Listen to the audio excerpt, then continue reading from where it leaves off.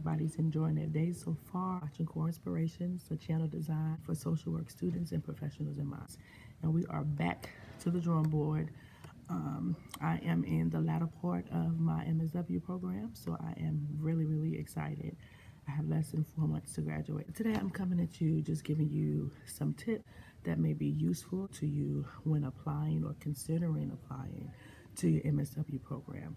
So for one, congratulations, graduated from some type of undergrad program and you are looking for advanced studies. So kudos to you. You should be really proud of yourself. And yeah, just celebrate these small, well, it's not a small milestone, it's a big milestone, but celebrate each part of the way. Hopefully you have already done your research and determined that this is definitely the field that you want to go into. So this is definitely for someone that's already made that decision. So this video won't be about determining if you should apply for the, like the MSW program. This is pretty much more the persons that already know that they want to pursue being a social worker at the master's level, but they're just trying to figure out what that process looks like in regards to applying to numerous schools. So without further ado, applying or inquiring about applying to the MSW program. Let's go. So number one, start looking early, because what you're wanting to look and see is the due dates for the actual application.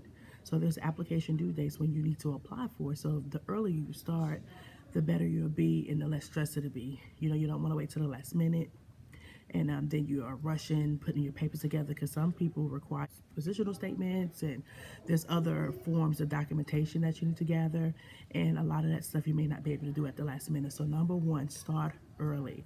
Start early, looking at different prospects.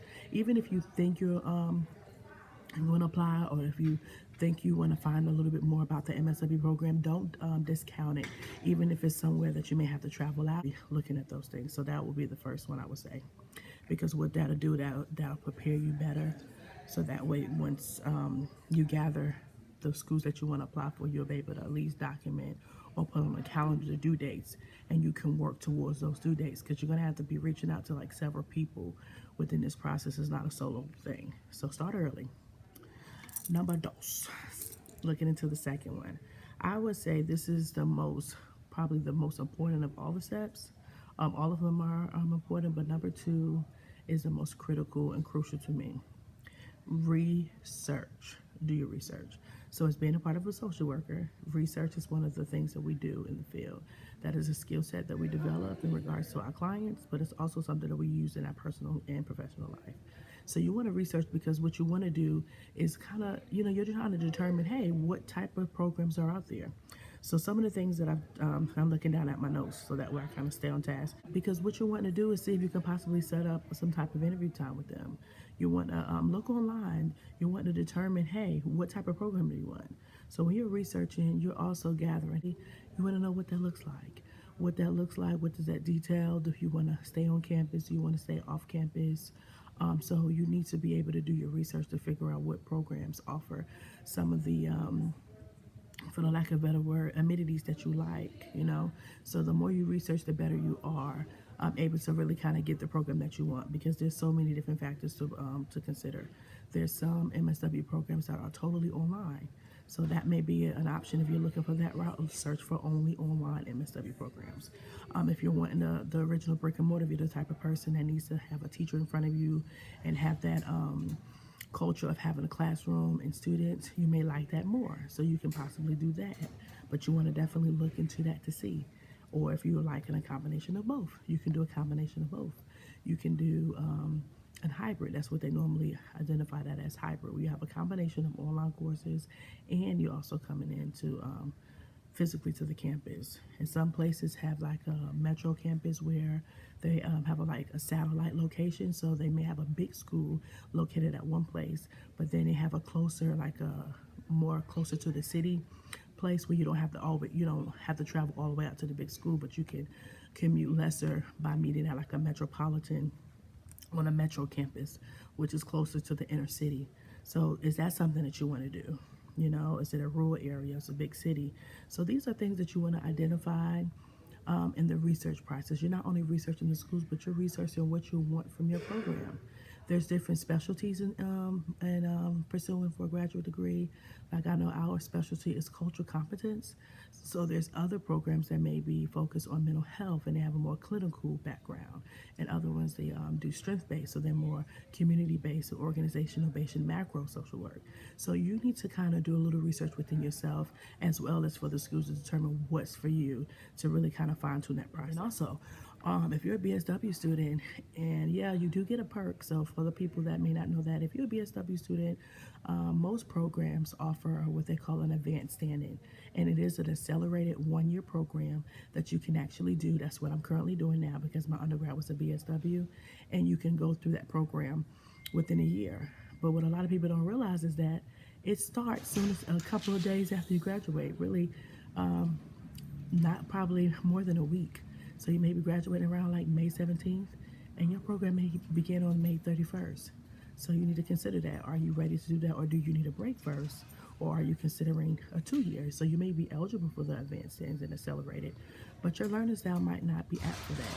You may feel like, hey, I'm burnt out with my program, my undergrad, and I don't want to go straight into an accelerated program. So just consider that, because once you actually go through the process of actually applying and getting accepted in, it's too late to back out most times, because you would have already, applied and applied yourself and your time and efforts to the process. So it's better to know up front what you want to do. Excuse me, my sinuses are really like draining, so I do apologize if you hear me sniffing. And then number 3, the third tip I would say is gather all important documents. So like I said, it's not going to be like a one-stop shop. Now, certain programs, they do have a portion of it where you're going to be submitting things online, like letters of recommendation. Some schools, depending on how new they are, how new their program is, or how established the MSW program is, you may have a combination of having to submit a physical official transcript, and that costs money, so you need to set time and time aside for that. But also letters of recommendation, some schools don't want the actual letters to be physical. They want you to be able to obtain the email addresses for those persons that you're going to use for a letter of recommendation, and then you have to provide that, and that will shoot them a link to actually fill out the information. They may ask different questions about your character, about your past work experience, or just a relationship, just knowing you. So those are things that you want to at least give out time to some of the people that you're reaching out to.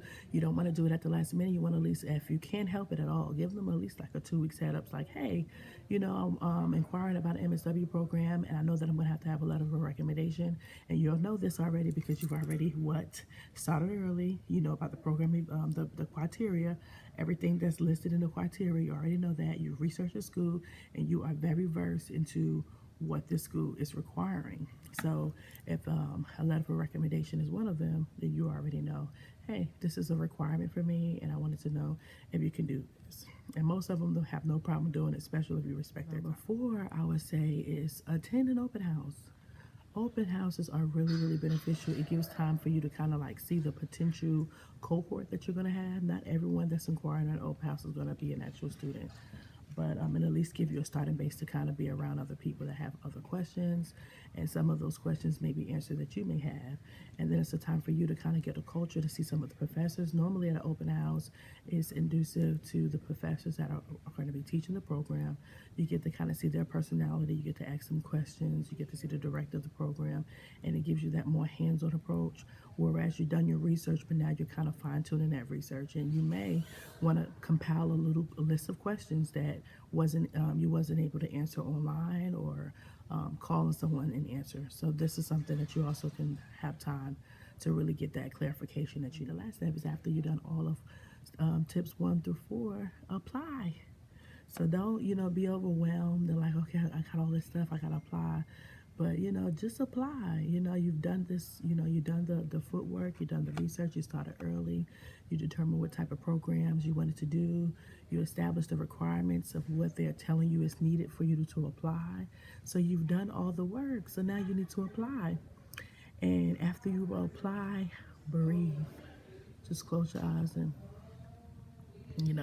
so yeah, I just wanted to offer those tips to you. Again, anyone inquiring about applying to the MSW program. So hopefully this was actually very informative and helpful to you. If so, comment below if you're going to be entering to an MSW program coming up, or if you're starting your BSW program, I would definitely love to know that, love to hear about it. And if you have any questions, feel free to ask those questions too. If you have any questions concerning the process or what my process was, again, like I said, my undergrad is at BSW, and my current degree that I'm pursuing is at MSW. So I'm really versed in that social work application process. So if you have any questions that I can possibly answer, I'll do my best. And if I don't know, I'll try to find an answer. But yeah, it's an exciting field to go into.